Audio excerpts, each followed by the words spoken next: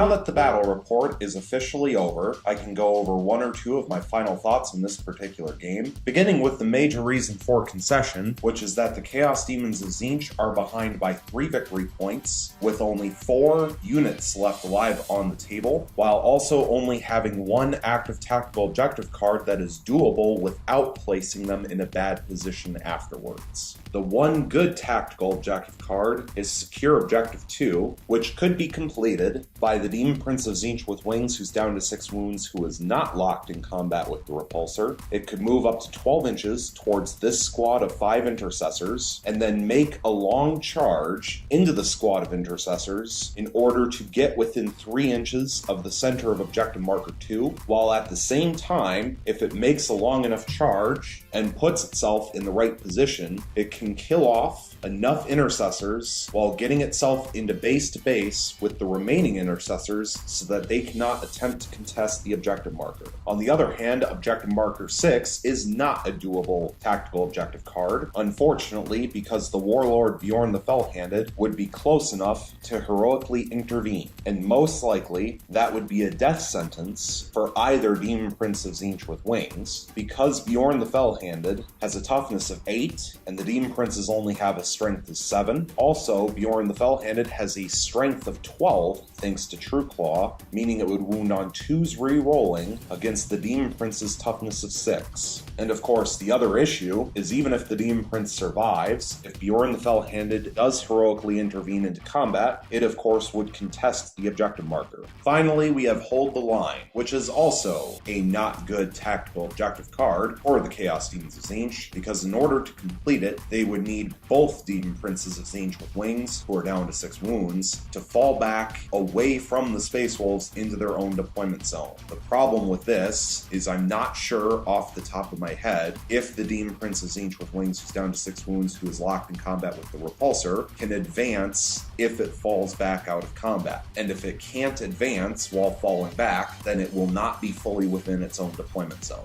The other issue is that if both Demon Princes fall back away from the Space Wolves, then they are not charging into combat and using their close combat strength, and then they are simply asking to be shot and killed in Space Wolves turn 4. And so, best case scenario, the Chaos Demons of Tzeentch would be looking at only 2 extra victory points this turn if everything went well, meaning the 2 Demon Princes went their separate ways and went after the 2 objective markers, and Bjorn the Fell-Handed somehow doesn't contest objective marker 6, and that squad of intercessors is unable to contest objective marker 2, which means going into the 4th battle round and Space Wolves turn 4, the Space Wolves will still be ahead by at least 1 victory point, and once again, the Chaos Demons of Tzeentch will be in a very bad position and will most likely be shot at and killed, at least when it comes to the Demon Princes. So at least from my viewpoint, other than the Soul Grinder of Tzeentch moving up and charging into that Razorback, there are not really any good options for the Chaos Demons of Tzeentch this turn, and there's not much that they can do to pull themselves back into this game, never mind taking the lead.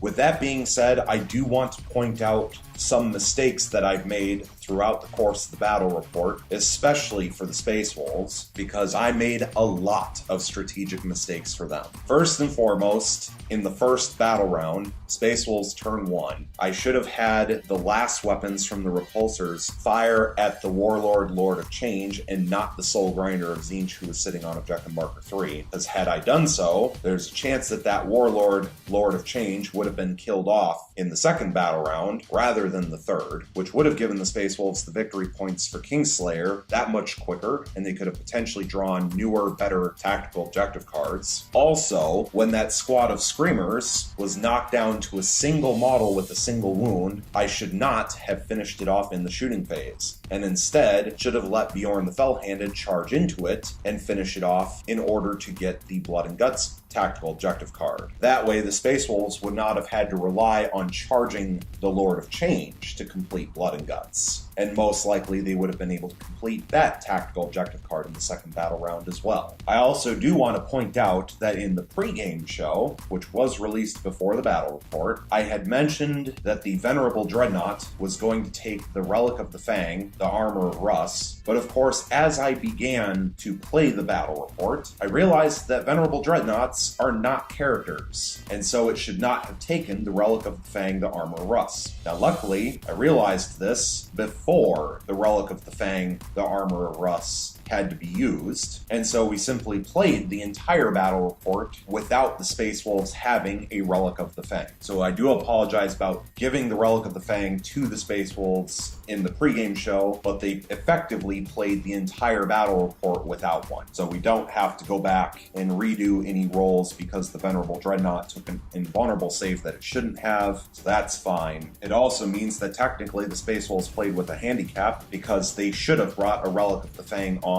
one of the two Primaris Wolf Priests then, and they didn't. I also, of course, made the huge mistake of forgetting about the repulsor fields on the repulsor and had to go back and correct a number of things because of it. And the only reason I even remembered that the repulsor field was on the repulsors was because the second Demon Prince of Tzeentch with Wings did enough damage to finish it off. And I was looking at the data sheet to see what kind of die roll was needed to see if it exploded. And then as I was looking that up, I noticed the entry for repulsor field. So had the second Demon Prince not actually finished off the repulsor, I would not have seen that the repulsor field existed on the repulsors. And I would not have caught that probably for at least another turn or two, which would have been absolutely terrible, because then the repulsor probably would have been flying around with only a ballistic skill of 5 and not 4. I have to say that as this battle report unfolded, I was very disappointed with how the Soul Grinders did for the Chaos Demons of Tzeentch. I can't believe that the one Soul Grinder that made it in combat with the repulsor only did 1 damage to the repulsor in close combat, wounding on 2s. It was just terrible. Also, the fact that they only have an 8-inch movement is very, very slow. And of course, with the deployment zone that the Chaos Demons of Tzeentch were given, there were not very many places where they could set up the Soul Grinders to effectively move across the battle report, because all of these ruins are too close together for a Soul Grinder to move in between, and so there are only 2 spots where a Soul Grinder could be set up to actually move outside of the deployment zone effectively. This spot right here for number 1, and this spot right here for number 2, which is why the Soul Grinders were set up the way that they were, and why only one of the Soul Grinders was actually even able to make it into close combat this game. Had the Chaos Demons of Tzeentch been given the other deployment zone, there would have been far more spots for them to place the Soul Grinders to be able to move out across the battlefield. But that's just the luck of the draw, unfortunately. And just one more reason not to take such a large model with that big of a footprint. Finally, we need to talk about Space Wolves Turn 3, which I have to say is, I think, one of the worst turns I have ever seen from any army ever in any 8th edition battle report. The fact that the Space Wolves were only able to knock a single wound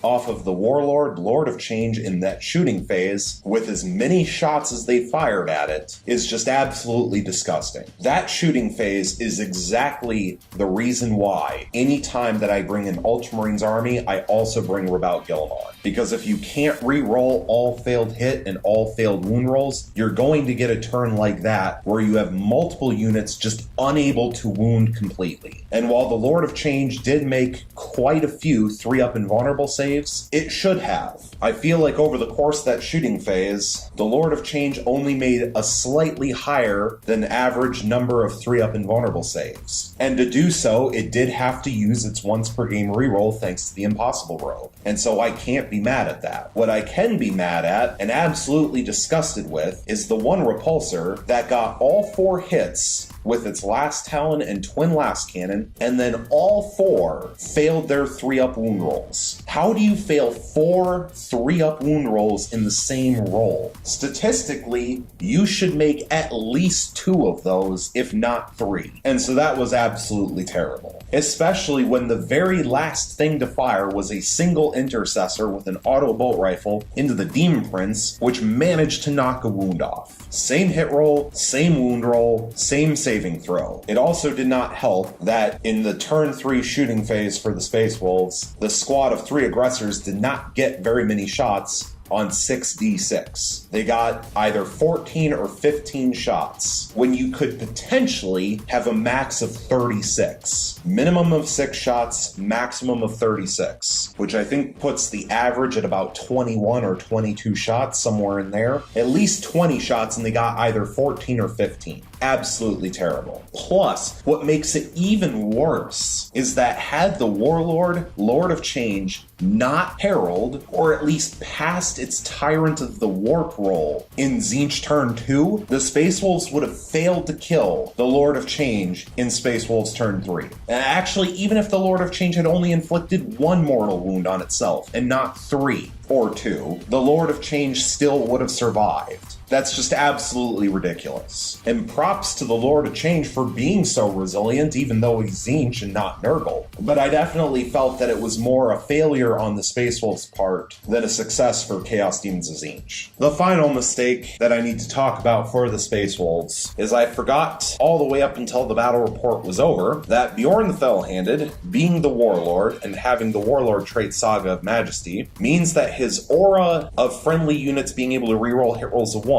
extends to 9 inches instead of normally 6. And so this repulsor, that is currently at 13 wounds, did not have to move as close as it did in order to get those rerolls. And had it not moved to where it did, it would not have been able to be heroically intervened against. And so the Space Wolves just gave the Chaos Demons of Tzeentch a free opportunity to heroically intervene and attack it in close combat and inflict some damage, which is just incredibly unfortunate. Because had the game continued, the Chaos Demons of Tzeentch could have decided whether or not they wanted some free strikes on that repulsor and not have to worry about Overwatch. And I do have one more point to make, and I do apologize about all of the rambling. This video has gone on for far too long already. Once again, I am disappointed at these aggressors for not being as good as I think they should be in close combat. Considering that they have Gravis armor and 2 Flamestorm gauntlets apiece, the fact that normal aggressors only get 2 attacks base seems kinda stupid. It is irritating to me that there is not a dedicated close combat Primaris Space Marine model. I feel like, especially if you take the Flamestorm gauntlets, that these aggressors should have more attacks in close combat than they actually do, because they are designed to be a close combat model. Get up close and personal, use your Flamestorm gauntlets in the shooting phase, and then charge in with your double power fists and smack everyone around. And so the fact that a squad of 3 only has 7 base attacks with the Sergeant, or I should say pack leader for the Space Wolves, just doesn't seem like enough attacks for what effectively is a close combat squad. It would help for the Space Wolves, at least, if they also got +1 attack on the charge as well as +1 to hit rolls. That would be a little bit more understandable then. But that's enough rambling from me. I really hope you enjoyed. Thank you so much for watching, and stay tuned for the next one.